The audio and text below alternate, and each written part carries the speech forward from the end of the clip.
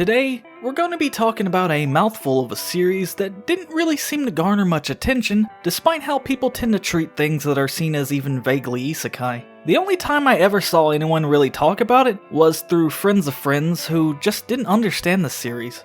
I'm Standing on a Million Lives is a series I've known about 3 years prior to the announcement of its anime, but because of life getting in the way, I never got around to reading it. I was honestly surprised that it even got one to begin with, but I was also very excited to finally dig into a series that I've always seemed to be putting off time and time again. Before I get into talking about the anime, there is one thing that's really been bothering me. Despite how little I've seen people actually talking about this series, everyone I've come across just says that this is an isekai. I came into this series thinking that I was going to get an isekai, only to find out that it's a pseudo-isekai, which is a completely different genre. Anyways, back to the topic. I'm Standing on a Million Lives is an anime that seems to be misunderstood a lot. With the amount of people actually talking about this, the few that I've seen like to compare it to either Darwin's Game or Konosuba, so they're just wrong. This anime has a lot more in common with a VR MMO series than anything else, but even that's not a totally accurate comparison. The protagonist of the story is forcefully brought into another world under the direction of the Game Master. As the third person brought to this new world, Yusuke is confused as to why he's here, and along with the others, he's left to uncover why this is all happening. The premise of this series is basically a game of high-stakes D&D. Our main cast has 10 sets of quests to complete, or they'll all die. In between quests, the main cast will be sent home for a period of time until they're summoned back to the fantasy world, which can take up to several weeks at a time.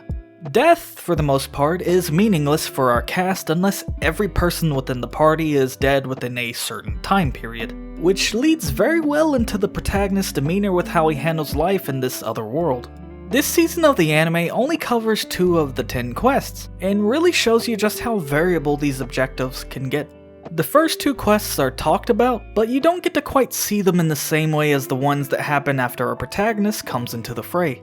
Much like the Game Master, these quests can be very annoying. Some objectives outright tell the cast what they need to do, but others aren't very specific, which leads into some interesting results. Alongside that, they also have this really strange difficulty range applied to them. To give you an idea of what I mean, the most simple quests usually end up being the hardest ones because they involve some degree of imagination to complete, as they tend to be really vague. While the story by itself is interesting in its own right, Yusuke, the protagonist, is the main draw for the series. He's similar to many kinds of characters, but the best thing is how he has this outspoken disgust for the world, and this part of his character never ends up changing. Some could say that this is a negative to the series, but I found it enhanced the story, making it a lot more enjoyable than if Yusuke was taken in another direction. To add on to that, he has the makings of an anti-hero styled character, but the series manages to take his development somewhere that I couldn't even predict. There's also this really cool offset that the series shows off with how Yusuke enjoys life in the fantasy world, but he always reverts back to being this bitter person when he's taken back to his. The characters in this series work really well with him. Both in morals and demeanor, they're the opposites of Yusuke. They're all righteous by their own accord, but because of that, they're unable to do some things that are necessary. Yusuke ends up being the one to dirty his own hands for the sake of the others, and that even influences them to think more about themselves and grow from those experiences. It's a really nice symbiotic relationship between the cast members that adds an even greater enjoyment to the writing of the series. I've no clue how good of an adaptation this was since I never read the source material, and frankly, I don't care if this was poorly adapted. The anime was amazing, so if the manga actually is better, that just makes me more inclined to love this series as a whole. It did something unique with a concept that didn't originally interest me that much, so it really goes to show you how good its writing is if this is a poor adaptation. I'm really looking forward to the next season of this. It ended off on a note that was fitting, but that ending also makes me crave to see more of the series. I might even go read the manga in the meantime to spot any differences between the versions.